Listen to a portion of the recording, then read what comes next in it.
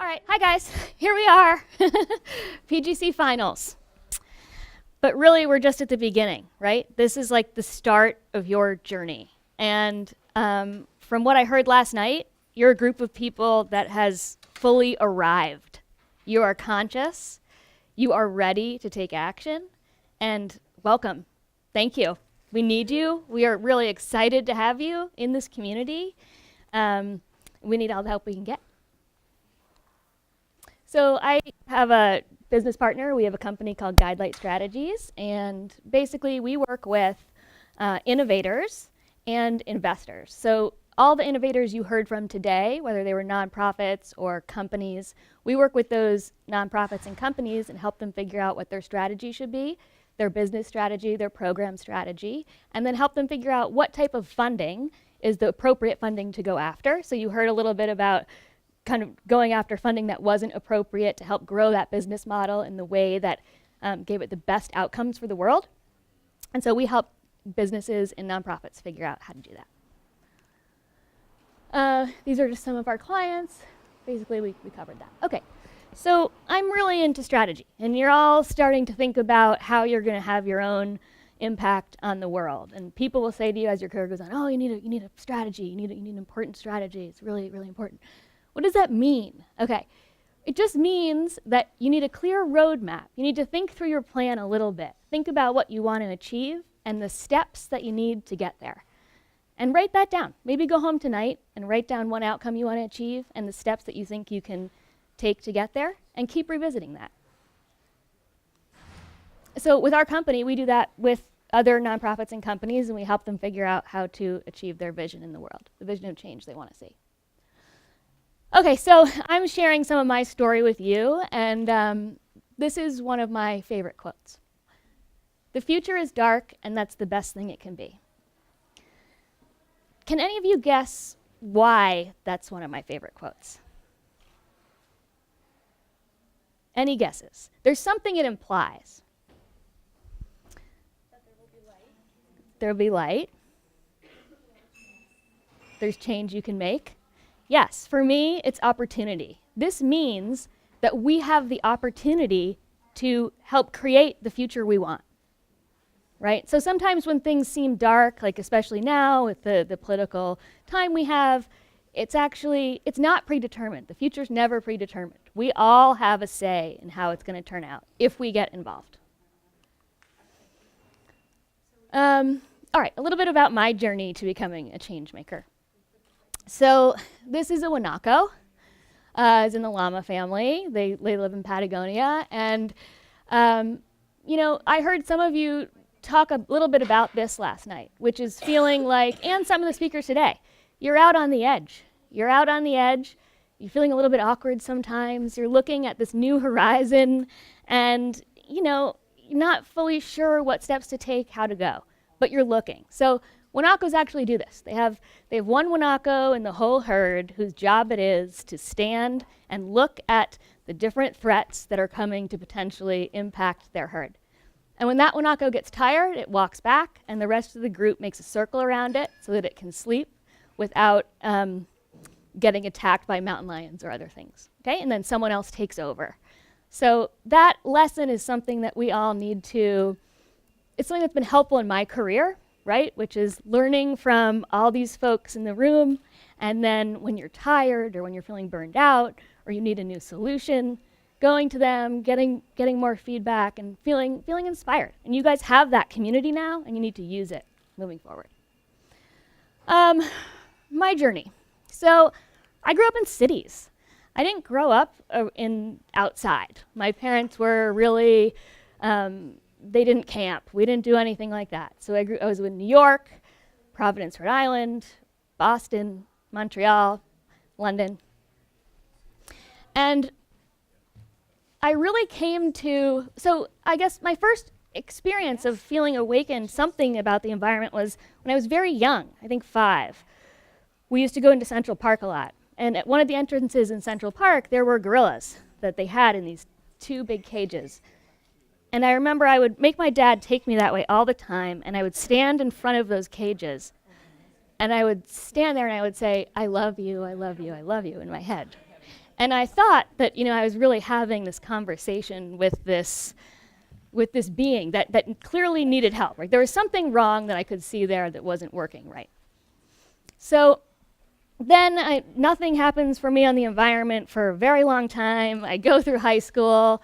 I play sports, but that's really about it in terms of getting outside. And then I'm in college, and I'm studying psychology, nothing to do with the environment, I think. Except I start reading I'm studying neuropsych, and I'm starting to look at, okay, what conditions are happening in the body and brain when people are making decisions. And at that time, we heard earlier today from one of the presenters that the World Trade Organization protests were going on. And I got really interested in that. And I went to the protest. And I realized, oh, actually, there are so many things happening out in the world that can connect to the work I'm doing. And so from that moment on, I started to focus that research at the end of my undergrad on what conditions need to be necessary in the body and brain in order to make change. So what environmental change? So what do you need to do in order to make a step and make progress? Okay, from there, I went on to work for Gordon Moore, who is the co-founder of Intel. He started a foundation. Basically, I worked on a bunch of different initiatives and was working really hard, but had the same feedback that one of the other presenters had. Oh, it's too bad you're not a biologist and you care about behavior change, but we don't do that, really.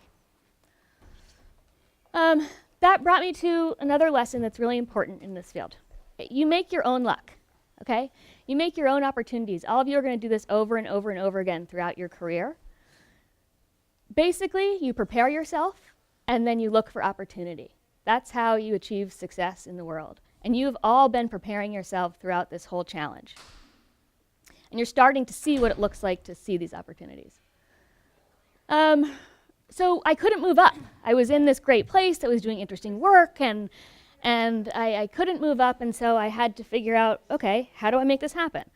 And I talked to a researcher one day who said, okay, it's, all the other kids that were coming in that were getting these jobs had biology degrees, and they had gone to Harvard and Stanford and Princeton, and they had graduate degrees, and he was like, you just need to get in the field. So find someone who will take you. So I found a researcher from Duke that the foundation was funding. They let me go down there for 3 months, and I started my work in the Amazon. Throughout that work, was creating, working with funding folks, creating protected areas, and looking through the budgets on those funding decisions. I started to see that there were guns in the budget, and that was strange to me, right? And so when we went down to some of these protected areas, and then I started traveling a lot and doing this work.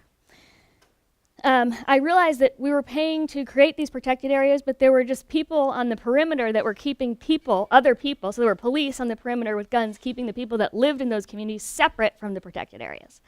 And that's when I realized, oh, there are incentives here that are actually running these things. So just creating these parks isn't enough, right? We need to understand what motivates human behavior. This is when I had a really big moment in my career in terms of understanding change. So if you want to be a systems change maker and you want to change any system, you have to understand the incentives that make that system work, right? So if we were living in one of those places and we were in a poor community and a protected area was made, we're all active people, right? We'd be in there poaching. We'd be doing whatever that incentive system was structured to make us do, to live a successful life and provide for our families. So I realized I needed to learn economics. I went and did a fellowship in economics. Then I realized that wasn't enough because we needed to talk to large companies, so I went and got an MBA with a focus on sustainability. And through that work, I spent a lot of years in the Amazon, Bolivia, Brazil, Peru, Chile, Argentina, and Indonesia, working on strategies to decrease deforestation, but increase food production. And I got really burnt out. I was working with large companies in lots of boardrooms, traveling to forests, but really there was no forest anymore. It was just huge ag lands.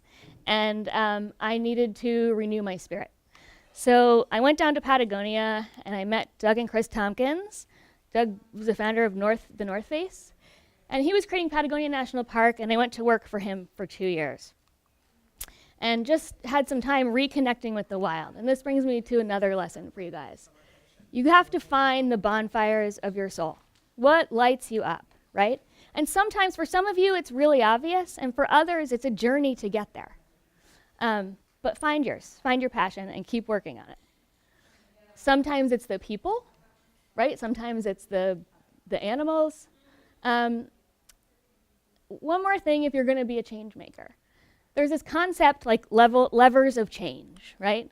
And so there are many ways to make change. You can make change through the markets, through policy, through science, through design, art, movement building, activism. There's something for all of you here. And last night we heard this, what's holding you back? And a lot of us have mentioned it, this fear of not making a difference. But in reality, sometimes it's hard to know. It's hard to know if you're making a difference.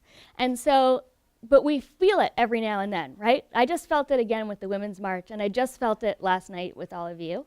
So thank you. My boss, Doug, used to say this all the time, and I love this quote. It's good to remember that one is either an activist or an inactivist. Ask yourself what you are in this regard, and you might be surprised at the answer. Thank you.